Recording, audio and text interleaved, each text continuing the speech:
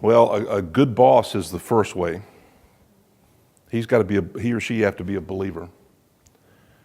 In the manufacturing world and the normal facility world, the most success I ever had in my career was making your customer be responsible for PMs. So let's say you're changing filters, and you got to take the system down, but IT says you can't have it. Did that ever happen? Or whatever, it could be lots of other things. What if IT is the one that gets called on the carpet when the PM is late? See, in Mike's world, there's never a late PM. Less than 1%.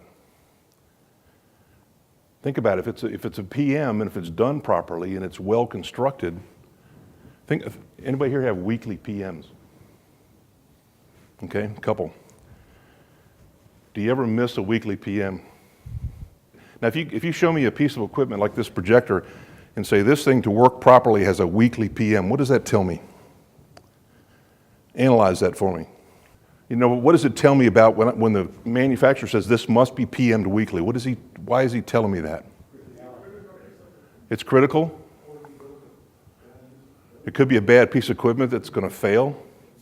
Bulbs only last 7 days or 8 days or 9 days, right? So he's telling you that there's something weird going on with this piece of equipment. Now, it's a fire pump. That's a different story. We're going to check those every Friday and run them, or every Saturday, just because the consequences of failure are so high, because people die. So if it's a weekly PM and you're a week late, and it's a good weekly PM, it really has to be done, what should you be expecting a week later? Failure. A monthly PM that's late by a month, you should be expecting failure. Now, if you're PMing it and you don't need to, then it's time to adjust your PM. So, no late PMs. Other questions about generic PM programs? Yes, ma'am. When you buy new equipment, you have some PMs and that are under warranty, and then you have the option of buying an extended warranty, and then at some point you determine you have to replace your equipment. It seems like there's kind of a science to finding that for each type of equipment, finding that right strategy so that you can keep your managers informed of your equipment replacement funding, screening, and then balance that against, well, how much do I invest in continuing to maintain my equipment? And if you capture your data, okay, and then now this is kind of another speech, but I have lots of speeches. If you ever want to go to my website, and this is all free, there's probably 200 white papers out there free for download.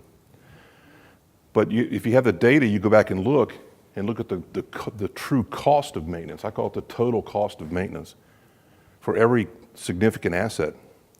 It'll tell you when it's time to replace it or overhaul it based on its replacement cost.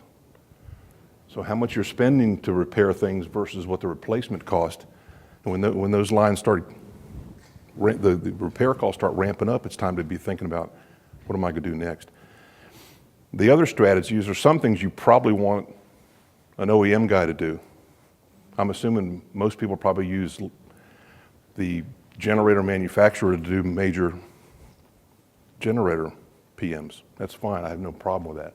Unless you happen to have the greatest diesel mechanics in the world, which probably we don't. But the other things we want to do, some people you want outsiders to do, okay? And we'll talk a little bit more about the cost in a minute. But back to the original question about how do you get the program going. I had a boss only once, best guy I ever had.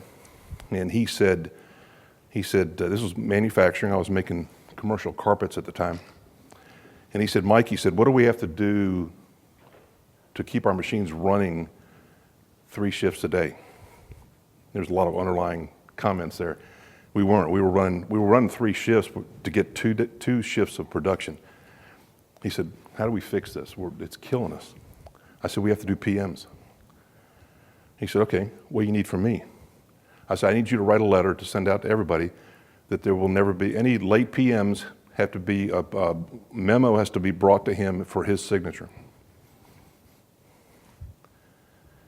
So IT's got to report to your general manager that the reason this PM is late is because you won't give it to FM. It's a true story. Problem went away. There was a lot of negotiating, wheeling, dealing. People coming, Mike, please, beg, can I wait a day? Can we do it next weekend? I said, okay, if you promise. If not, I'm going to go to Bill. And stuff got fixed. And we went to be world class. We had less than 2% emergency work. PM work was 60% of our weekly work schedule. We never had a failure. A significant failure. Yes, sir. PM work is 60% of your weekly work?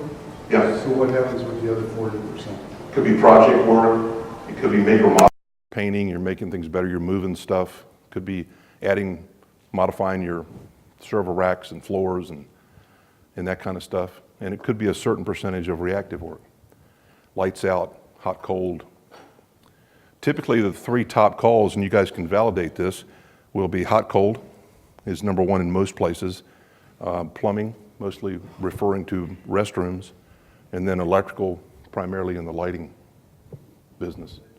Yeah, I don't get hung up on 50, 60. The majority of your work has to be to take care of your equipment.